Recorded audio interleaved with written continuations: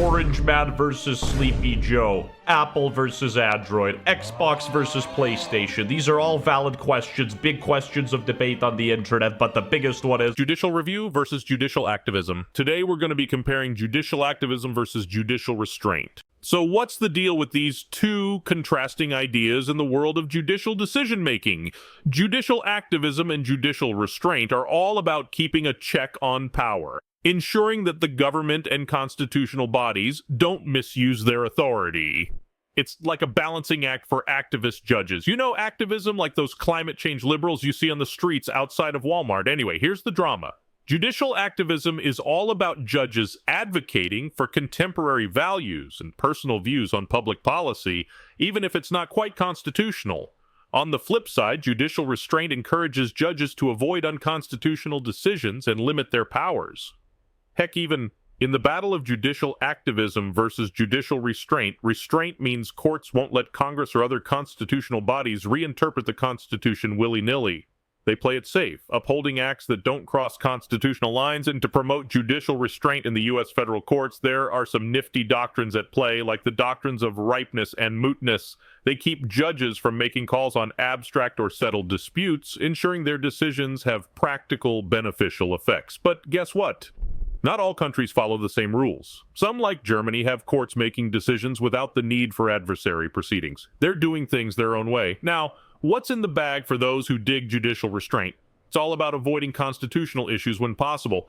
If there are multiple ways to interpret a statute and one doesn't raise constitutional questions, they go for that one.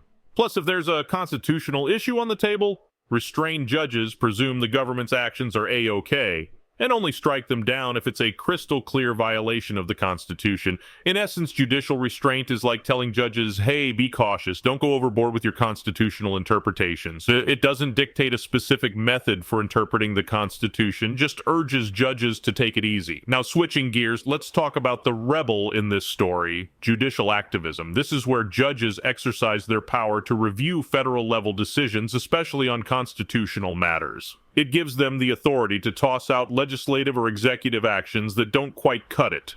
Arthur M. Schlesinger Jr. coined the term judicial activism back in 1947. It's about judges being ready to kick laws to the curb if they don't align with judicial principles, regardless of political leanings. Activist judges do things their way, not following previous court or government decisions. So when is judicial activism required? When there's a constitutional gap and judgment based on majority fairness is the call of the day. But here's the catch. Procedural activism, like making laws from the bench, isn't quite the norm in places like the U.S. Courts resolve disputes, they don't create laws. In the U.S., both conservatives and liberals have raised concerns about judicial activism. It's like a political ping-pong game, with each side worrying that courts will support the other side's political agenda. For instance, during the early 20th century, liberals weren't thrilled when the conservative Supreme Court struck down economic legislation. But there's a bright side to judicial activism, too. It played a pivotal role in landmark decisions like Brown v. Board of Education, which ended racial segregation in public schools, setting a new standard for equality. So in the epic showdown of judicial activism versus judicial restraint, it's all about maintaining the balance of power between the branches of government. Judicial activism ensures a check and balance system, keeping the judiciary, executive, and legislative branches in check. To summarize, it's all about keeping the system balanced and making sure the game doesn't get too overpowered. And I think this pretty much wraps up the video. As always, stay classy, stay cool, and don't be a fool. Let's go! 'Cause I'm feeling like I'm running and I'm feeling like I gotta get away, better know that I